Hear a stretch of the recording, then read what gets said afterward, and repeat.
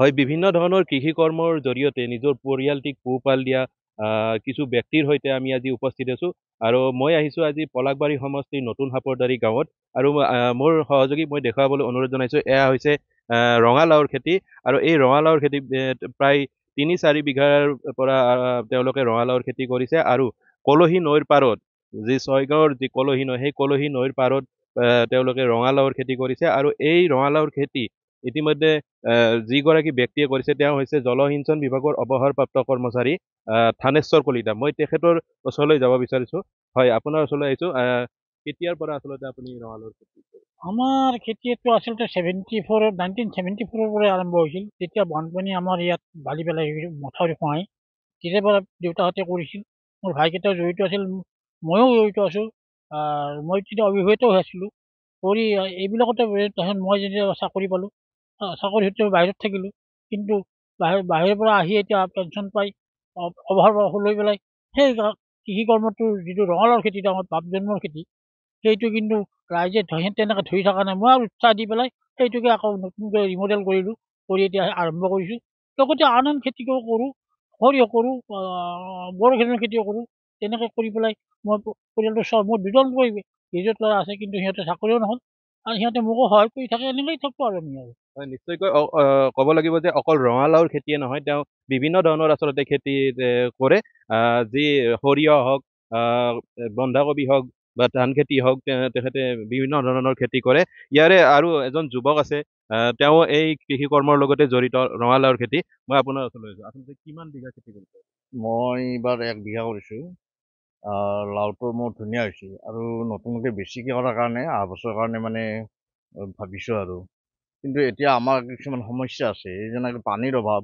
নদীটো আছে যদি আমাৰ মেচিন নাই দিবৰ কাৰণে, আৰু সেনেকুৱা কিছুমান অভাৱৰ কাৰণে আমি বেছিকৈ কৰিব পৰা নাই আৰু। এই টিঙেৰে পানী দিয়াং লাওত, এতিয়া মেচিন লাইনৰো সুবিধা নাই বা মেচিনো নাই। এনেকুৱা এটা অভাৱত পৰি অলপ কম ধৰণে কৰিছোঁ। কিন্তু উৎসাহ যিটো লাও লাগিছে এইবাৰ, মানে প্ৰকাণ্ড প্ৰকাণ্ড যিটো লাও, মানে দেখিলে মানে হাহাকাৰ কৰি উঠে। গতিকে প্ৰত্যেকে যদি আমাৰ এইখিনি অঞ্চলৰ মানুহ যদি প্ৰত্যেকে কৰে খেতিখিনি, আমি সকলোৱে স্বাৱলম্বী হ'ব পাৰোঁ। হয়, আচলতে তেখেতে এটা গুৰুত্বপূৰ্ণ প্ৰশ্ন উত্থাপন কৰিছে যে যি চৰকাৰৰ পৰা সুবিধা, সেই সুবিধা জলসিঞ্চন বিভাগৰ যদি এটা পাম্প বহাই দিয়ে, তেওঁলোকে পানীৰ যিখিনি সুবিধা পাব লাগে, সেই পানীৰ সুবিধাখিনি তেওঁলোকে আচলতে পোৱা নাই। আৰু যদিহে চৰকাৰে এই পানীৰ সুবিধাটো কৰি দিয়ে, তেওঁলোকে আৰু উৎসাহেৰে এই লাও খেতি হওক বা অন্যান্য খেতি হওক তেওঁলোকে কৰিবলৈ সক্ষম হ'ব। আমাৰ জ্যেষ্ঠ সাংবাদিক, ছয়গড়ৰ জ্যেষ্ঠ সাংবাদিক সুকুমাৰ মেধি ডাঙৰীয়া আছে, তেখেতৰ ওচৰলৈ আচলতে চৰকাৰে অলপ গুৰুত্ব দিয়া উচিত বুলি সকলো ভাবে। এইখন মোৰ নিজা গাঁও, জন্মভূমি গাঁও। সেইকাৰণে গাঁৱৰ মই গোটেই ৰূপে চিনি পাওঁ। ৭৪ৰ পৰা আমি এই মানে অৱস্থাটো দেখিছোঁ। যেতিয়া আমাক বানে ব্ৰহ্মপুত্ৰৰ মথাউৰি ছিঙাৰ পাছত মাটিবিলাক আমাৰ অলপ বালি পেলাই নষ্ট কৰিছিল। কিন্তু এটা নতুন ৰূপ পালে গাঁওখনৰ, কাৰণ গাঁৱৰ খেতিয়কখিনি অতি উদ্যমী আছিল। ৰঙালাওৰ খেতি মানে তাত বালি খান্দি পলস উলিয়াই ৰঙালাও খেতি ইয়াতে আৰম্ভ কৰিলে।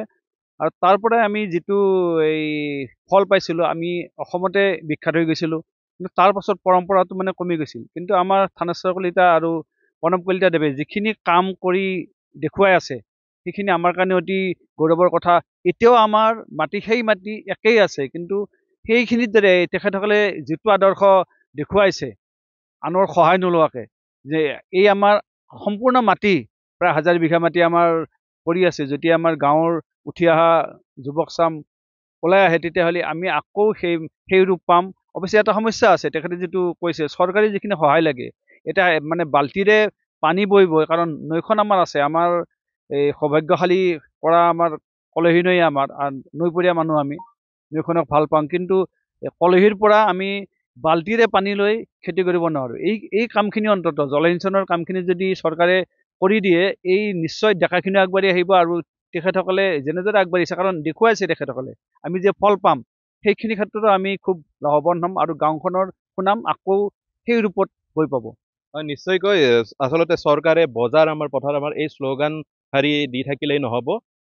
এইসকল খেতিয়কৰ যি অভাৱ, সেই অভাৱসমূহ যাতে পূৰণ কৰে, তাকে এইসকল লোকে কামনা কৰিছে।